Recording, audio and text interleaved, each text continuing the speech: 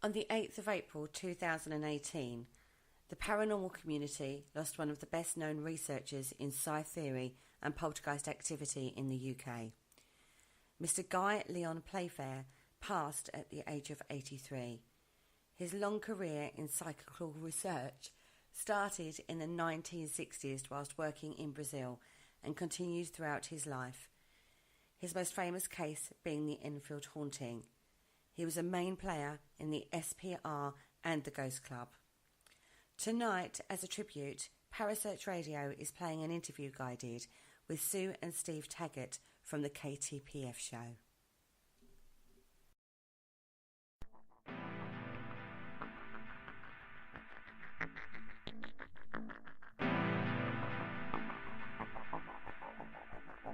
You're listening to Parasearch UK Radio, news, views and reviews from the world of the paranormal from across the UK and beyond.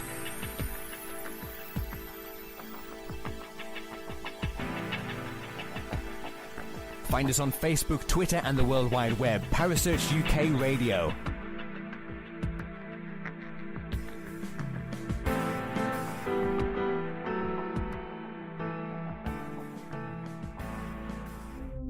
The views and opinions expressed by presenters and guests are their own and do not necessarily reflect the official policy or position of Parasearch UK Radio or its affiliates and sponsors. Listener discretion is advised.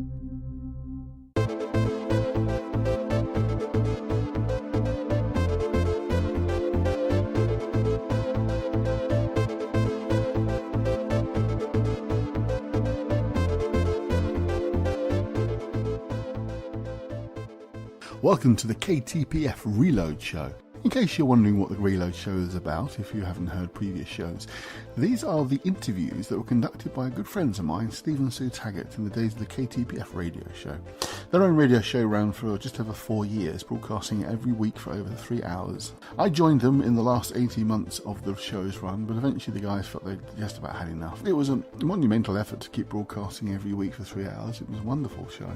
But unfortunately they're no longer involved, and the shows have just sort of sat in the archives, so I thought it would be nice to bring them back to life and bring you the interviews that the guys conducted over those 4 years. They include some of the most interesting people within the world of the paranormal and some not so well known but still, nevertheless still very interesting. We even have 1 or 2 rather unusual shows, including a live seance and other things along those lines. Anyway, hopefully you enjoyed tonight's show, and this is the KTPF Reload Show. Enjoy. This program deals with themes of an adult nature and is intended for a mature audience. You're in the right place. Online, on the web, and on air. All over the world. Talk radio. You hear us, we hear you. Good evening, everybody, and welcome to the KTPF Community Talk Show. My name is Suzanne. And I'm Steve. And we are here keeping the paranormal friendly.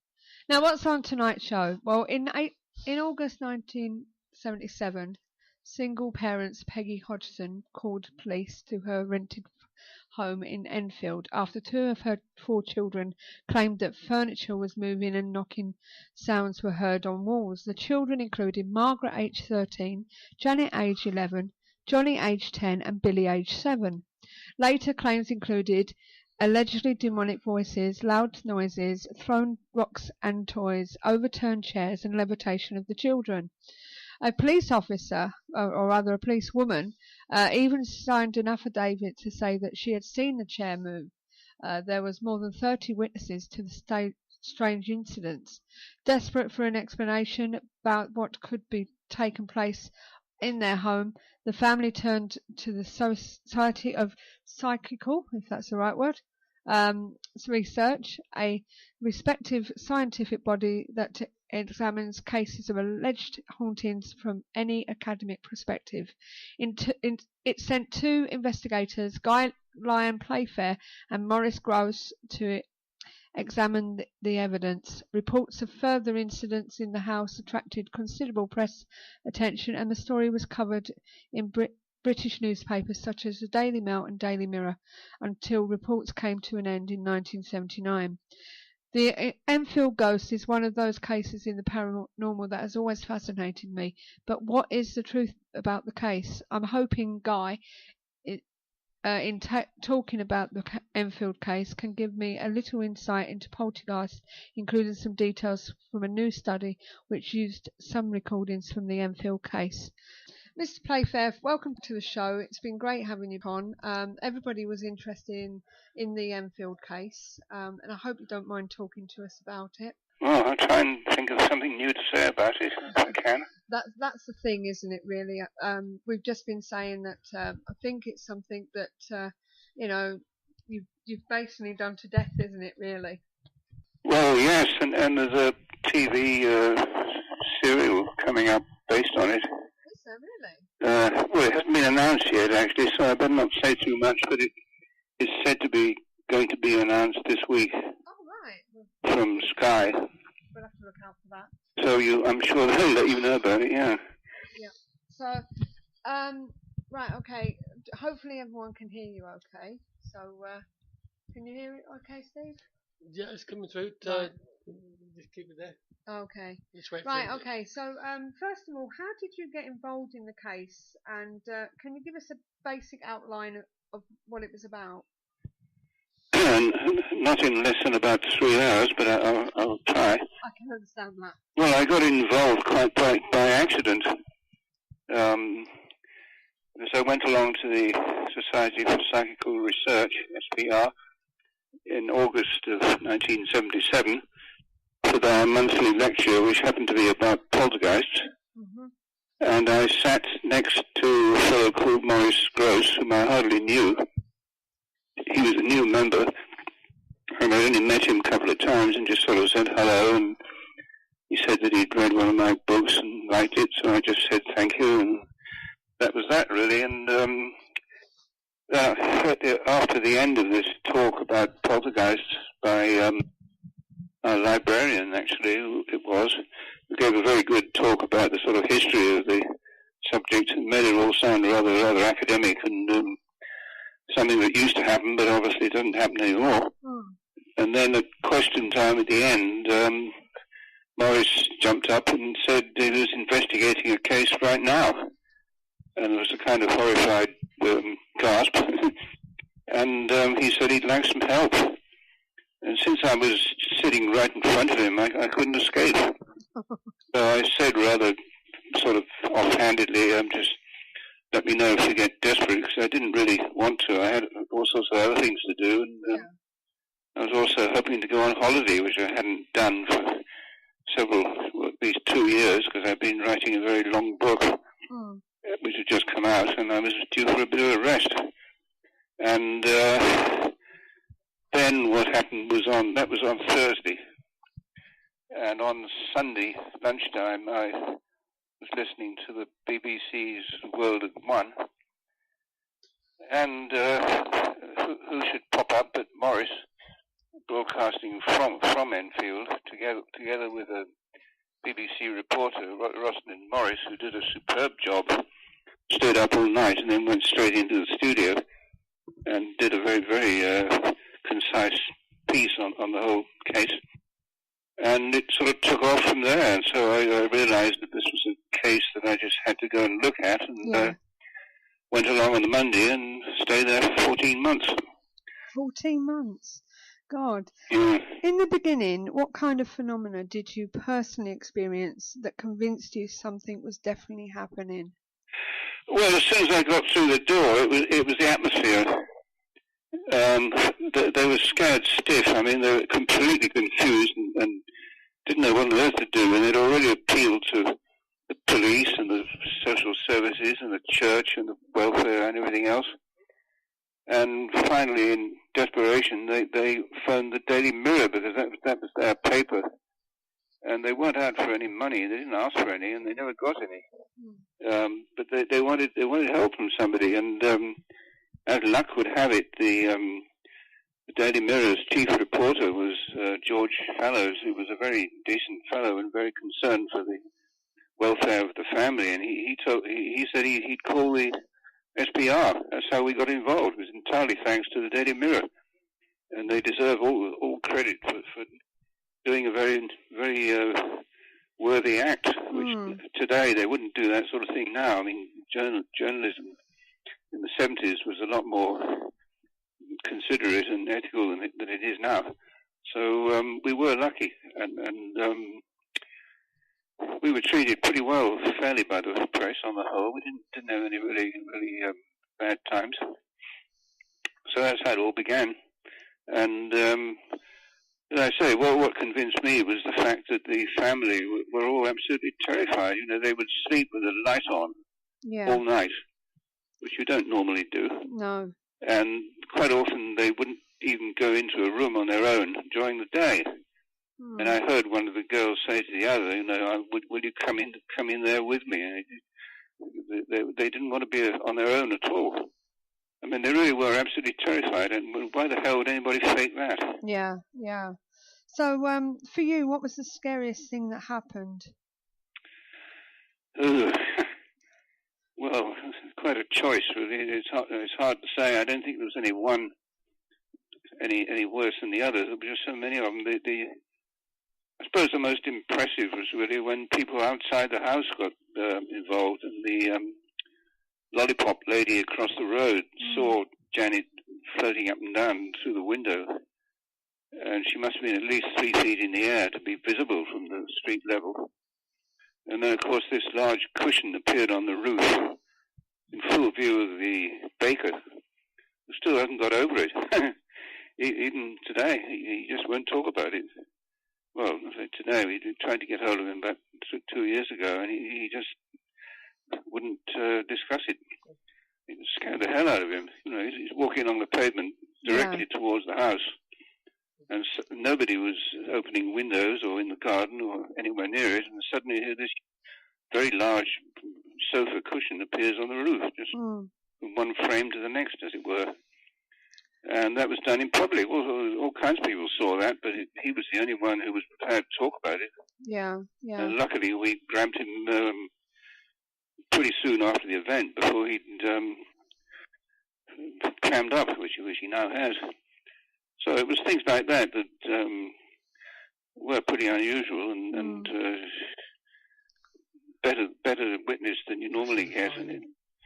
Because this was in a fairly busy residential street, and there was lots of people. The house was right on the street front, and it wasn't isolated at all. It was semi-detached. They had next-door neighbors who were well aware of what was going on, and they could hear quite a lot of it.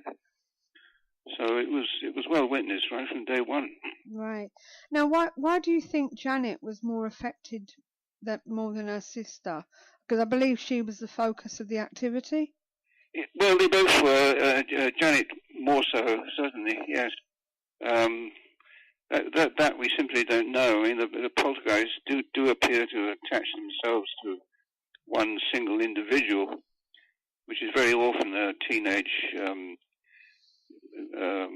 girl or boy. They can be both. And sometimes to much older. I mean, we've had... Maurice and I did a case where the only occupants were a young couple in their 30s. No children at all. Just husband and wife and a rather sort of moribund dog. So you don't have to have children, but they do seem to help. It seems to be something to do with available energy. I don't know. The teenagers certainly have more of that than most of us. Yeah. But the whole thing is a total mystery. We really don't know anything about poltergeists at all, and I don't try to pretend that I do. No. All I can tell you is how they behave. This is it. Now, we've got a couple of questions in the chat room, and Dave and Liz and the Viscount is similar questions, actually. What do you think when people claim that it was all fake? Other than why would anyone want to fake it back in those days? But the Viscount says many people say that the daughter was faking it. Example, whistling and barking noises coming from Janet's general direction. Well, I'm afraid that won't do, because we actually had a professional speech therapist up there, and she heard this voice and said she never heard anything like it. And we also got a professor of phonetics from London University to lend us a laryngograph, which you clamp onto the neck and you record signals coming from the larynx. And this established beyond any doubt that the voice was not made by the normal vocal cords. Now, you can't do that, and it's what they use for sort of growly voices on radio commercials. Yeah. You know, talking about horror films and that kind of thing. Well, you can't keep that up for very long without getting one hell of a sore throat. No. And Janet could keep it up for literally for hours. Really? So that excuse, I'm sorry, that won't do. They've got to do better than that. There was a researcher, Anita Gregory. She claimed that the uncle was told her that he thought Janet had taught herself to talk in a deep voice and loved to trick strangers. Yes, Anita Gregory went there, I think, twice. Yeah. I went there about 125 times. Yeah. I think I'm in a better position to judge what went on there than she was. I understand that. And she seemed to be determined to debunk the thing before she even got there. So you get used to that sort of thing. It goes with the job. You know, it doesn't really bother me. I mean, she was in a very small minority of nitpickers. And I simply don't believe that the uncle, he was very supportive of Janet all the way through. And I don't think he would have accused her of anything. He certainly would have told me if he caught her cheating in any way. So I'm sorry, I reject that testimony completely. Did they ever play any pranks? Yes, they did.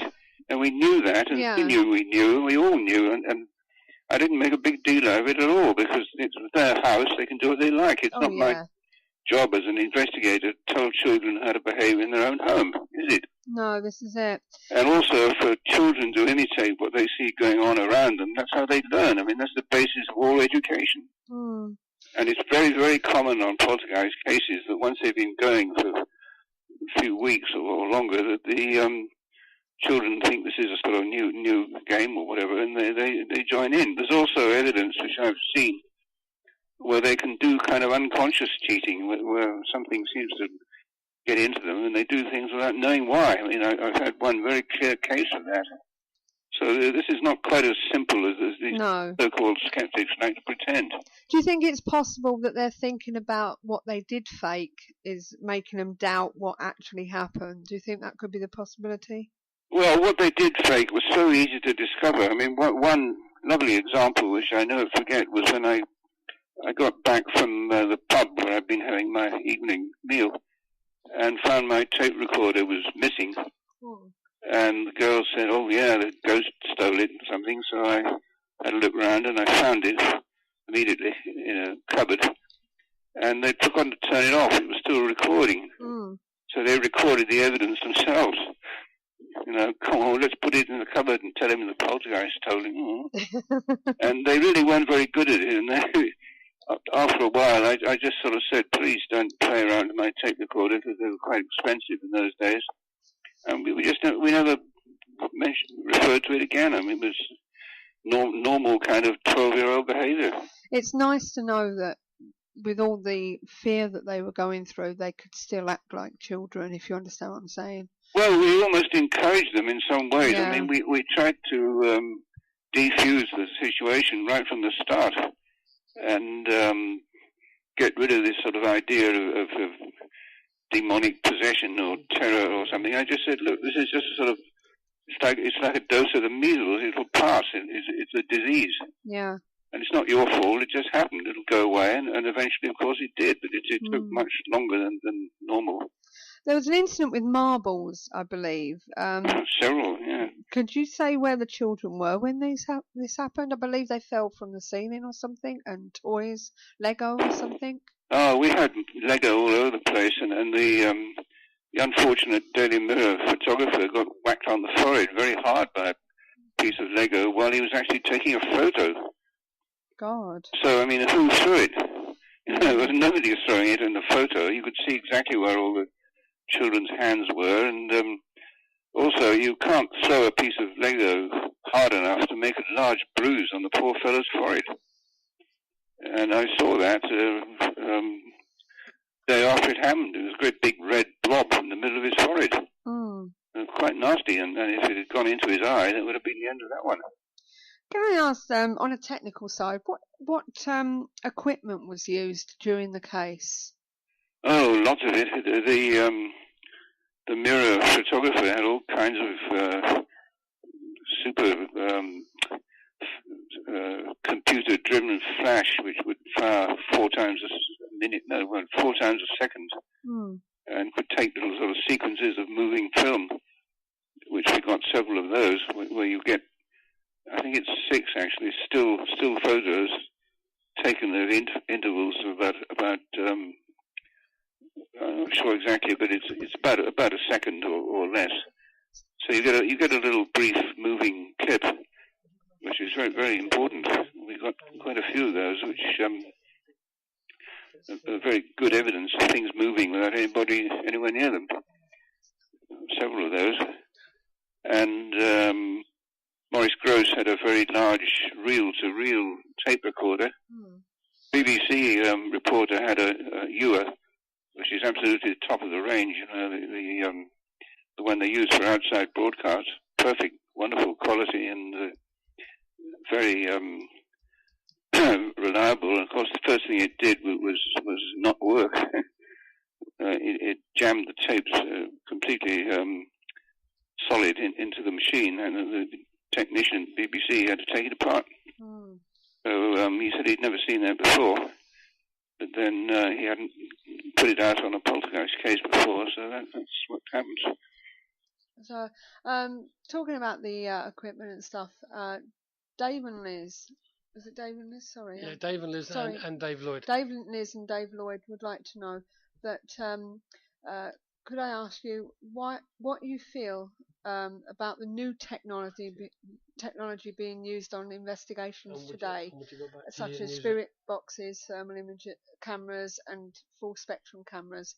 Well, thermal imaging is interesting. You should say that, because it's just been done by an Australian colleague of mine, Paul Cropper, who is rapidly becoming one of the most diligent poltergeist chasers in the world. He's been to several other countries in search of them, and he's just written a whole book called Australian Poltergeist, which is quite an eye-opener, cases we never heard of from Australia. On the case from the 1990s, in a little place with the delightful name of Humpty Doo in the Northern Territories, the local TV people came in, and they did bring a thermal imaging camera, and they were able to film stones that had just been thrown and find that there were no fingerprints on them, because the fingerprints show up very, very, very clearly on thermal imaging. And also the stones were uniformly hot all over, which can only be done by deliberately heating them. And even in fairly hot Australian climate, this was, they weren't just warm, they were hot. And he filmed them repeatedly until the stone cooled down, and you could see the whole process from start to finish. I mean, that's very precise evidence. So that's been done, yes, and that certainly will be done again, at least in Australia, where they seem to have a more interest in these things than here. If you could, would you go back with them, or if would you have used today's technology if it was now? Well, I wouldn't do a case like that again. I mean, one is enough. They are extremely I understand exhausting. that, but I'm just thinking, if it was today the case, would you use today's technology, like spirit boxes and stuff like that? Not really. No. I mean, we get a lot of reports in the SPR. We have a special committee for members of the public who send in accounts of all the things that happen to them, and we try to investigate as many as we can.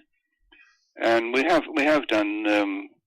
Colleagues of mine have investigated other poltergeists with various sort of bits and pieces and things. But I've always rather felt that good old-fashioned reporting with a tape recorder and a notebook is all you need.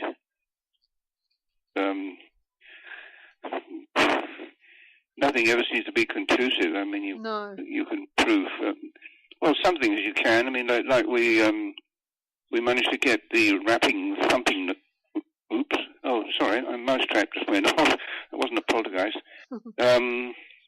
Sounded like it. Where was I? Yeah, we recorded a lot of these knocking, rapping sounds at Enfield, and I thought at the time it might be interesting to analyze them on a oscilloscope, which shows the what they call the acoustic signature. Yeah. And we couldn't do that at the time. We didn't know anybody who had the equipment. And luckily, one of our members, Barry Colvin, who has all the gear, he's got his own laboratory. And he did analyze about 12 recordings from different cases, including 3 or 4 of mine from Brazil, where I used to be. And he found in every single case the poltergeist raps do not look like normal ones at all. In fact, you cannot fake them without very elaborate methods, which the average 12-year-old girl would not have. No. And so that's more evidence. We do manage to get some proper evidence on these things. We don't just sort of fool around, you know. We do try and contribute to the sum of scientific knowledge about these things, and we have. Yeah. And apart from anything else, this technique is very useful at distinguishing genuine raps from fake ones. Because if somebody is faking one, we'll catch them easily, straight off. Yeah, yeah. When Janet admitted to faking phenomena, this is from Dave and Liz, to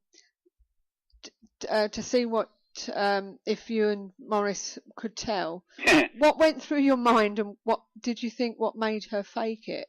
I really didn't think about it. I mean, look, for heaven's sake, this was children behaving in their own house, and I don't expect them to sort of sit neatly in rows and reading their Bibles. I mean, there were a couple of very lively East End kids in their own house, and we were visitors, guests.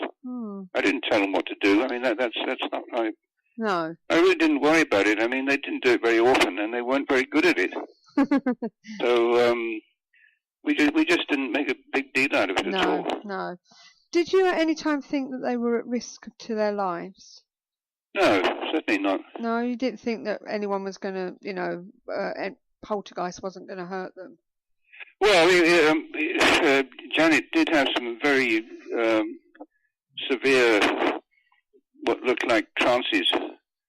They were a bit concerning. I mean, because again, nobody would do anything about it. Her mother took her to the local doctor, and he just gave her a pill and sent her away. And they called in the child welfare psychiatrist, who thought the whole thing was a complete joke, and he just went away without doing anything at all. I think he should have been struck off for negligence. And they couldn't get anybody to give him any help at all. We were there one night when she was having a very violent, it looked rather like an epileptic fit. I mean, there may be a distant connection between the two. And the emergency night doctor came along and gave her 10 cc of Valium, which we actually saw her take. And 2 hours later, she was flung out of bed, sound asleep. And again, how the hell do you fake that? No, this is it. She should have been absolutely knocked out after that dose. And yet, in fact, she did. She was still asleep when we found her across the room, absolutely out of it. So that was a bit hairy. But then, luckily, as luck would have it, or whatever, a couple of friends of mine from Brazil turned up, and they did a sort of spiritist routine and completely cured her straight off. Yeah. And that never happened again. It was proved at the time that Janet had the ability to bend metal without touching them. Yes, she did. And that was also recorded on a strain gauge, which you can't fake. Yeah. You can, but not easily. And it was supervised by a student from Birkbeck College who knows how to operate these things.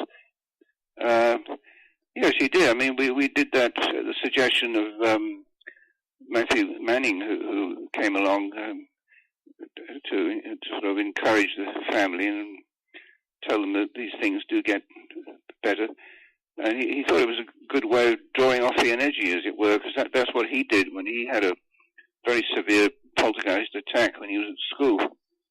And he decided to do automatic writing and drawing as a way of, as he saw it, of sort of diverting the energy, and it certainly worked for him.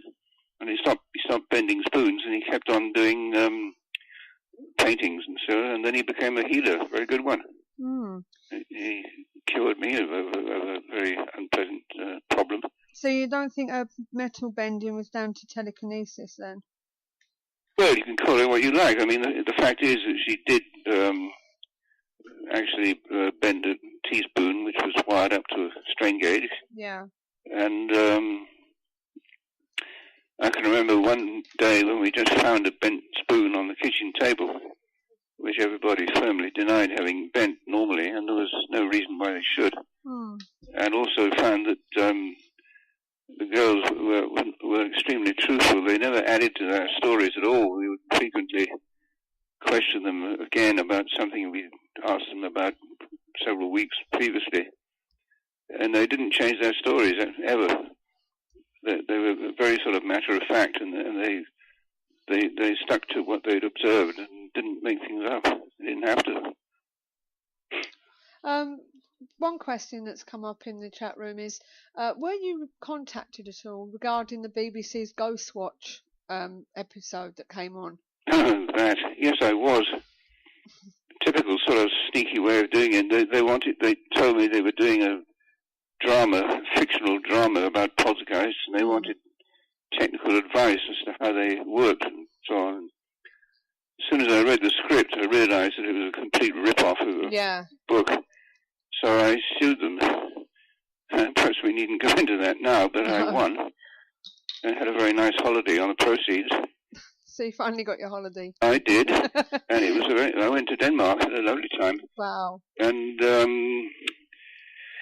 well, I don't really want to go into the details. To be honest with you, I'd heard so much about it, and I only really saw it last year, and I didn't think much of it. But that's by the by. Dave and Liz would like to know... Dave Lloyd there. Sorry, I was looking at something else. Dave and Liz would like to know what got you interested in the paranormal. Oh, crumbs. Well, I'm not really interested in the paranormal because I don't like the word. So what would you like to call it? Paranormal research or scientific research? Well, I'm interested in anything that I can write about. I've written all sorts of stuff about subjects that are entirely unrelated to poltergeist. And more recently, haven't been in that sort of area at all. No. I've been a member of the Society for Psychical Research for 40 years and written quite a lot of stuff from them about all kinds of things. And I'm really interested in anything that hasn't been explained. Yes. I think you could call it, well, the word I prefer is anomaly. Yeah. Anomalies. Is that why you joined the society? I think I joined it when I was living in Brazil and working with a local group there. We were chasing after poltergeists where they had plenty of them going on, and I met some of these mysterious psychic surgeons who rip people open with their bare hands, and some interesting mediums, including Chico Xavier, extraordinary man who wrote about 450 books in automatic writing, and Brazil was where it was all happening in the 70s. It was quite exciting stuff. So when I came back to England, 1975, I thought I'd join the SPR and keep up to date with developments over here, which I have and still am. So another question in the chat room is, what do you think of mediums? Well, I mean, you can say, well, what do I think of people? They're all different. Right. Some of them, I would say, were outstandingly good, and some of them are completely useless. Yeah. I haven't had much luck with them. I have met one or two very good ones. The best, I suppose, was the late Bertha Harris, who was quite well known in spiritualist circles, and she certainly was extremely accurate at clairvoyance. I mean, she could see things that she wasn't supposed to be able to see. And she seemed to have some ability for precognition as well. And she was fascinating and has a very good reputation for absolute honesty and integrity. And once actually gave a sitting to Winston Churchill, which she wouldn't give me any details about, but I think that's generally established that she did that. And Matthew Manning is another medium I found very impressive. He became a healer and cured me of a slip disc problem, which I tried about 15 different therapies for, which hadn't had any effect. And he cured it in one go. I mean, that was quite extraordinary. Yeah. It was witnessed by an orthopedic surgeon who said, I just can't explain this. This is normally takes at least 2 years for the ulnar nerve to regrow. And mine took about half an hour, so there you are. I mean, and that was me, so I know it happened. Yes, definitely. And, well, I suppose Uri Geller can be considered as a medium. I certainly was impressed by him, and we're still very good friends after 25 years. And I can't think of any others offhand, but there have been, well, some of the Brazilian ones I met were very good. And on the whole, I tend to rather steer clear of them because they very often don't seem to lead anywhere. I mean, they come up with all kinds of wonderful remarks which you can't verify, and I don't really need them. I mean, I just put that rather low down my scale of priorities. Right, so they don't use them at the society then? We don't use them at all. I mean, people have, members have been along to check them out for themselves, and sometimes they witness things they find interesting, and sometimes they don't. So on the whole, it's not really an area that majority of SPR members concentrate on.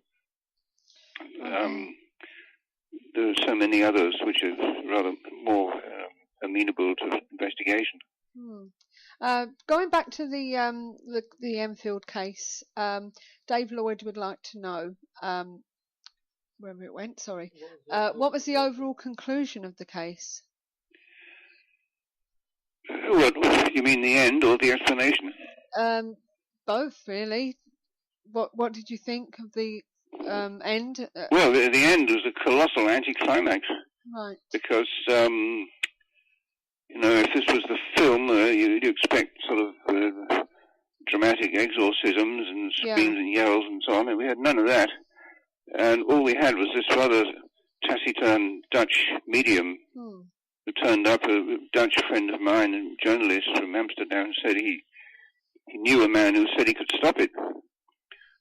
So he said, would I like him to bring him over? And I said, yes, we do want to stop it, please. Yeah. But are they? So he brought him over and he stopped it. I mean, that's it, really. He didn't apparently do anything much. No. He took the girls up the road and bought them an ice cream, which is nice. Yeah. And then he came back and he sat on his own in their bedroom alone. Well, they were waiting downstairs. And then he came downstairs and he just said, well, I think he's gone. And this may have been a brilliant piece of suggestion, a sort of hypnotic suggestion. But whatever it was, it worked. And from that day on, we had only one very brief outburst a couple of months later, which was only a couple of days and not very serious. And then after that, nothing. So it really is sort of fade out rather than climax. Did I read somewhere there's a new study going on about it? What about Enfield? Or? Yes, about Enfield. Was there a new study going to be taken on it? Not that I can think of. There was another study of us. I mean, we were investigating. Right. Maurice Gross and I. They had a special committee at the SPR. Yeah. Called EPIC, Enfield Poltergeist Investigation Committee, which was headed by lawyer Mary Rose Barrington, who's still with us, thankfully. And they questioned as many of the witnesses as they could, rather as if they'd been in court. I mean, rather more gently, but they questioned all the family and the chief investigators, and they concluded that the case was genuine. So that was useful. Right, it was something to do with using some of the recordings from the case, apparently. So that's probably what you're talking about. Well, we've still got all the recordings, about 200 hours of it. Yeah. And they are in the process of being transcribed. Okay. Well, in fact, they have been transcribed. Yeah. 500 pages of A4, single-spaced, which is quite a lot. And they will eventually, I hope, find their way onto a disc so that people can come and listen to them. They can't yet, but they will. But it's a massive job and quite expensive, but we are getting there. Yeah. A couple of more questions on a different line of subject. People want to know what you think of the programs that are on TV, like The Ghost Adventurers, Haunted Collector, Most Haunted. What's the best TV programs show that you've seen, or do you not watch them? Easy question. I don't have a TV set. Oh, right. So that's the answer to that one. Okay. I occasionally look at stuff on the iPlayer on the computer, but I'm not in the least interested in these sort of funny programs about ghosts. No, I've never seen any of them. Right, okay. One thing I'd like to ask is, what have you learned about the poltergeist phenomena after all these years? Ooh. That's a very tough one, really. I mean, I've learned how they behave and roughly what to expect. But as to the actual explanation of why they happen and why they're so rare, because they are extremely rare, it's impossible to say what percentage of people who suffer, but it's well under a fraction of 1%. I mean, it's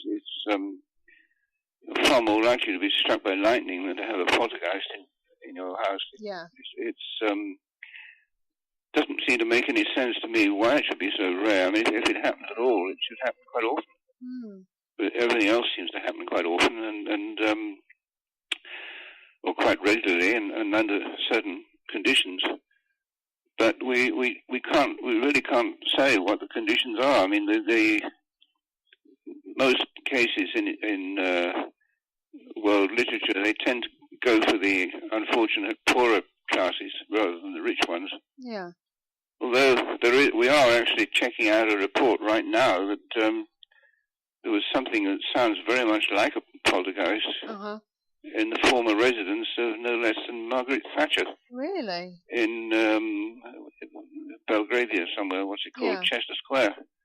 Wow. And we're still working on that one. That could be quite fun. It didn't last very long, and it was apparently only reported of one particular incident, but it was a very odd one. Yeah. And again, I think I'd like to wait until we have a bit more. We are trying to track down the original security guard who was there, who is apparently willing to talk, but we haven't yet found him. Right. So that should be quite fun. Yeah. Is the Enfield Ghost, the Enfield Poltergeist case rather, was that the first recorded one in England or anywhere? Or nothing like it. No, they've been recorded since the 8th century. They have. The earliest one that's been properly written up was from the German town of Bingen.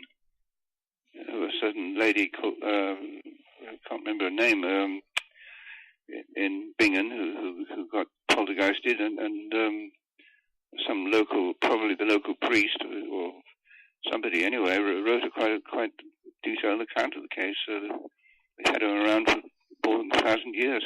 Really? Yeah, I mean, the church has always taken an interest because they're always assumed to be the work of the devil. Yeah. Thanks to Martin Luther, I think, who wrote about them quite often. He's one of the first to use the word poltergeist. He didn't coin it, as is sometimes sometimes suggested it was definitely in use in German in 15th century. And Luther, of course, wrote early in the 16th, and he referred to poltergeists as if he assumed everybody would know what they were, and also that they were the work of the devil. So that was the explanation, and stuck for ages, and it still is. I mean, we get reports from all over the world. In the SPR, a lot of them from Africa, where they've got all sorts of beliefs in spirits of various kinds, and they ascribe it to that. And it's different in every culture. They've all got their own traditional belief system, and yet the phenomena are always the same. It's extraordinary how similar they all are. Was it but with the Enfield event, was it the only one that you was involved in that made the newspapers? No, I've been involved in several. There was another very, very good one which we tried to do at the same time. Yeah. In Croydon, in a pub, which has changed its name now. It's the one in the main shopping mall in the centre. Mm-hmm. Used to be called the King's Cellars. I think it's now called Goodies Wine Bar. And that was a fascinating case. It was written up very well by Colin Wilson, who sadly died recently. And he went there and did a very, very good job. He turned out to be an extremely good investigator and wrote it up. He wrote a whole chapter about it in his book on poltergeists, which I highly recommend. Right, we'll have to look at that. Dave and Liz would like to know, have you ever experienced time displacement? No. Okay. Quick answer. That's an easy one. Yeah. Right, and over the years, obviously, you've been involved in a few things, but on the society side of it, what other things do you actually deal with? I know we've had you on for the twin therapy, but what other topics do you actually deal with? What other subjects? Well, whatever comes along. I mean, to people, a very common appeal is somebody who's heard strange noises or something funny has happened in the house, and very often we find that the cause is absolutely normal. It's usually plumbing. Yes. Or else expansion joints in houses with timber frames. They can make a fantastic racket. I mean, I live in a very old house, and in the summer you'd think there was a poltergeist here the whole time. I mean, the middle of the night you can suddenly hear a tremendous great creak and thump, and that's caused by beams. And mice are fairly noisy around here as well, so there are all kinds of normal, but plumbing is the main one. I mean, plumbing can make a frightful racket. I mean, every time my neighbour upstairs has a shower, there's an outbreak of poltergeistery down here, and sort of rumbling and rattling and thumping, and I just don't even notice it anymore. So, how are the family now, Mr. Playfair? Well, the mother died a few years ago, sadly, and the two girls are both married and living a long way from Enfield. Yeah. And they don't want any more to do with the poltergeist at all. I'm still in touch with Janet, but I've agreed to not to let anybody have her details of where she is or get hold of her, so I'm afraid she's not available. Uh-huh. And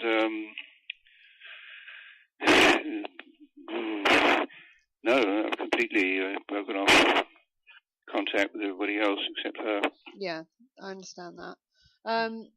Dave and Liz would like to know, during any of your investigations, have you ever believed that you may have taken anything home with you? No. I think Maurice Gross may not agree. I think he did. Well, I don't think he took them home. I think they were there already. Yeah. He was a bit of a medium himself. All sorts of very odd things happened in his house, some of which I witnessed, and one or two of them really were extremely peculiar.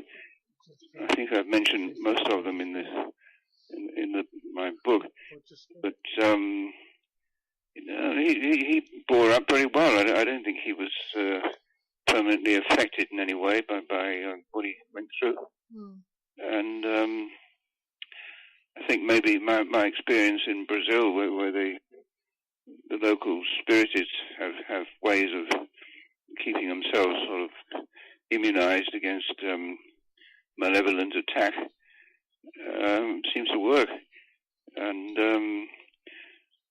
I was having a chat with my friendly local policeman at the time, I remember, and he'd just come back from covering an extremely violent riot in a picket line. And he was saying he'd be scared to go into a haunted house. I thought, bloody hell, I'd be terrified to do what he does. Yeah, definitely. Confront a mob of screaming strikers throwing rocks at him. He thought that was all part of the job. And I said, well, this is all part of mine. I mean, we have our own specialities. I couldn't do your job, and maybe you couldn't do mine. So this is it. That's how society works best, I think, if we all do our own thing as well as we can. Don't try to do everything. This is it. Now, when we talk about poltergeist, they say that it means noisy ghost. Is this your theory, or do you think it's just normal spirit? Well, it's correct that poltergeist is the German word. Yeah. Is it evil? No, poltern simply is the verb meaning to make a racket. And, for example, a German for a stag party is a Polterabend, which means an evening where you get together and have a good booze up and sing song and make a lot of racket and give the bridegroom a good send off. That's what poltern means, and poltergeist is simply a spirit who makes a lot of racket. And in the 16th century, they also used to call them Rumpelgeist, which I think is rather charming, which means much the same. Make a thorough nuisance of themselves and racket. They are really an extraordinary mystery. I mean, they've been around everywhere, all over the world for centuries. And yet we haven't got a faintest idea what they are, or we don't have any really reliable way of stopping them. No. There's a bit of first aid. If anybody's listening, whoever has trouble with the poltergeist, the immediate thing to do is to separate the family. Yeah. And send the children off to auntie or grandma or somebody, but just break the group up. Yeah. Because it tends to be a collective group thing. You don't get poltergeists if you live on your own. Right. Okay. Can't think of any offhand. So that's what to do in an emergency. But of course, it's only short term, because as soon as the family come back from grandma, it'll all start again. But it gives you certain relief at the time. Okay. And one more question. What was the one investigation that you've been on that may have made you sit back and think, what am I doing? I think that every day about everything. So yeah. I mean that's sort of. Well, I mean, when I decided to be a freelance writer, I did whatever came along. I mean, to start with, I wrote whatever I could sell. God. And I used to do very respectable articles about economics and balance of payment and oil exports and hydroelectric dams and all that sort of stuff. And then I discovered the weird side of Brazilian society with all these poltergeists, which I thought were a lot more fun than hydroelectric dams, and so they are. Yeah, yeah. And I've written about all sorts of other things, including more recently twins, which I found extremely interesting. And yes, it was an interesting interview we had with you. Well, that's going very well. We now have a PhD student at London University studying twin telepathy, which has never happened before anywhere. Yeah. That's a complete first, and that is thanks to my book, I'm glad to say. And that's really very gratifying, because I do like to do things properly and get useful evidence out of it. And the twin research is going very well, and it's we're working on ways of making it repeatable, which is not easy. Yeah. And finding out what kind of twin can do it, which not all of them can. No. but it's becoming quite clearer, the conditions and also the personalities involved. So we have made a lot of progress in a short time. And that really is, I find, the most interesting thing I've ever done, and certainly planning to do more. Yeah, well done for that. So, well, I'd just like to say thank you for joining us again today, this evening, and talking about the Enfield Ghost, Enfield Poltergeist, sorry. And it's been a fascinating subject. Everybody really does enjoy it, I must admit, because I suppose really and truthfully, it was a benchmark for some people, to try and find out more about the poltergeist. Well, keep your ears out for an announcement from Sky. I don't know what they're going to do with the story. It might be complete rubbish, but at least it'll raise the.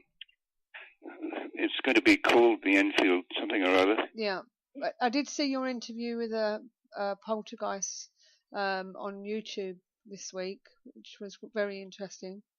Oh yeah, well, this is a dramatic serial they're doing. I think it's in 3 parts or something. It's a sort of successor to Borgen or The Killing or something. We'll have to have a look at that. It's got a very classy Danish director coming over and all sorts of quite well-known actors, but I shouldn't give any details until Sky announces. Yeah. Which I'm assured they're about to do. Yeah. In fact, I'm meeting them on Tuesday where they'll tell me then. So you'll be hearing about it, I'm sure. They'll crank their publicity machine into action, and everybody probably in the country will know about it. So I should probably run away and hide, I think, but at least it's going to make the case revive interest and hopefully sell more books, which is what I do for a living, so that'd be nice. Yes, definitely. Your last book that you wrote on this was back in April 2011, I believe. Well, I had one reissued. The last new book was a little short one I did about Chico Xavier, right? The Brazilian medium, and I did another one about reincarnation for the Drew's Heritage Foundation, who commissioned it, and that went very well and did very nicely. And the twin book is now in its 3rd edition, and hopefully one day there'll be a new one.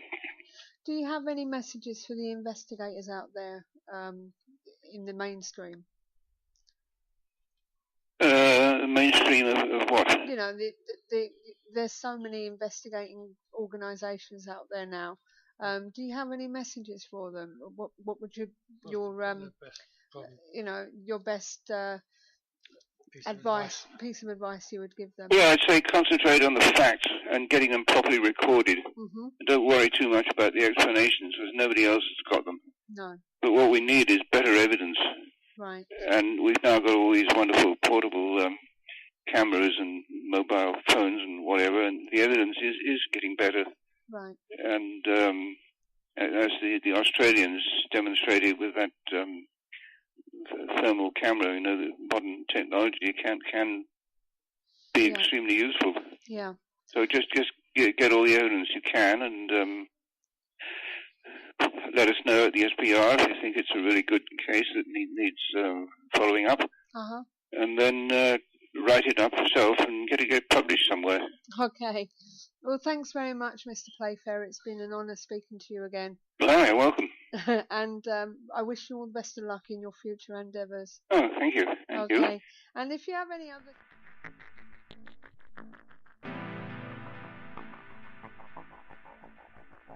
You're listening to Parasearch UK Radio. News, views and reviews from the world of the paranormal from across the UK and beyond.